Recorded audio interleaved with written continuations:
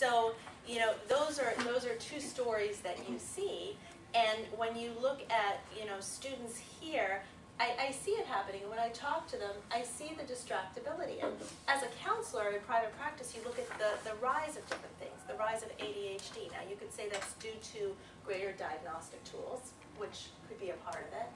But really, you know, that when you take into account the distractibility, the lack of social skills. Students, when they are now walking on campus, do they look the person in the eye? Do they know how to interact? Do they know how to read social cues? Some of it was always there, and there are different conditions, but we are seeing a rise in all the conditions. Again, better diagnostic tools, perhaps, in a lot of cases, but then in some, is it affecting our brains? Are we rewiring them? And, you know, in essence, we are.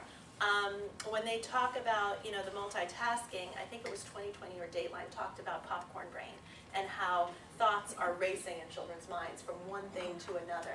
That inability to focus, to concentrate. So when a student sits in a lecture, you know, 20 minutes now might be a really long time. You know, you can only seemingly keep their attention for 5, 8, 10 minutes, and that's what the MIT professors were saying, that's what the Stanford professors were saying. One thing that does concern me is the disconnect with parents.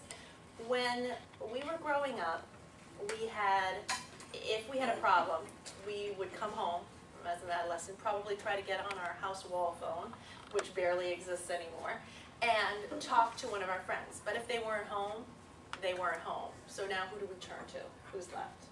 Our parents. And we, you know, discuss it with them. Now if we have a problem, we can call 10 friends, text multiple friends on our cell phones. If they're not home, we can get on Facebook, we can Skype, we can talk to our friends.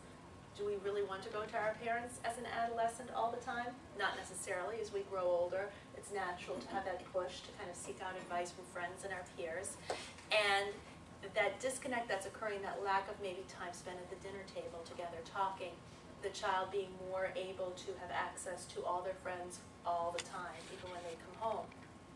Which, you know, connections are a good thing, and connections among peers are a good thing, but when and if they're getting their primary advice from children that are the same age as they are, it's not always a good thing.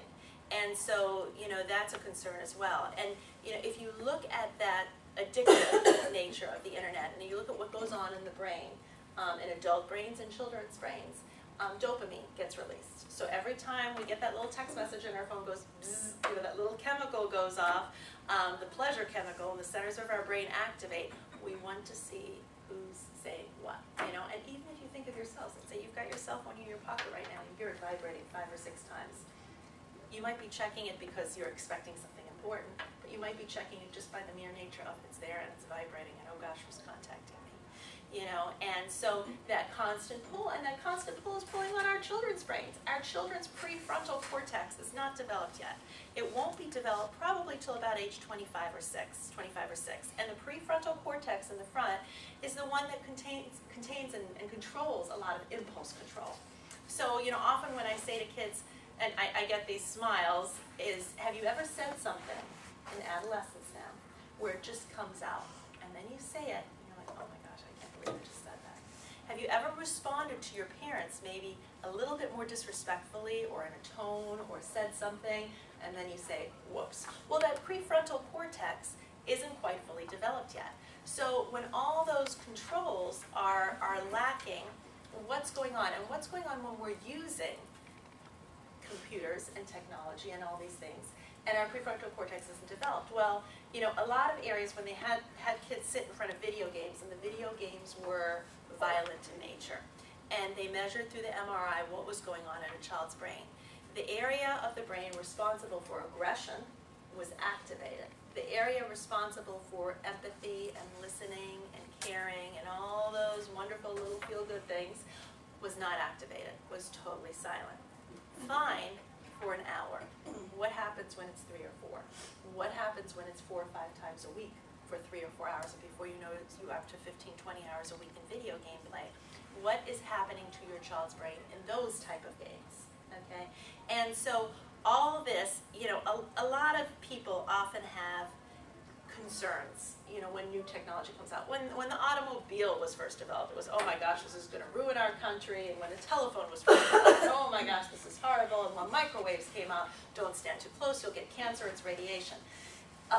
There's a lot of concern and alarm sometimes. But the point being is this is infiltrating so much of our children's lives, and at such a young age. How are our brains changing? And because science doesn't really understand it, but what they do seem to understand is its content and quality and time.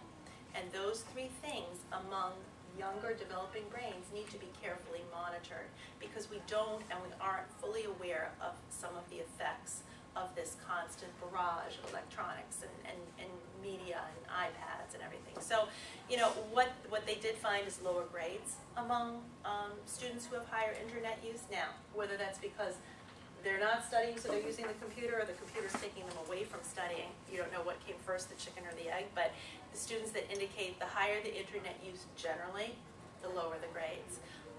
Obesity, of course, because gaming, they're not outside playing, they're sitting behind the screen.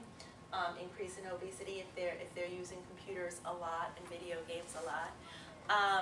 And they have, of course, like I mentioned before, the increase in disorders, attachment disorder, depression, anxiety, bipolar, OCD, ADHD, all these are increasing. And again, because of better diagnostic tools, possibly, but as well as they are seeing a link between distractibility, lack of computer, concentration and focus, and high technology use.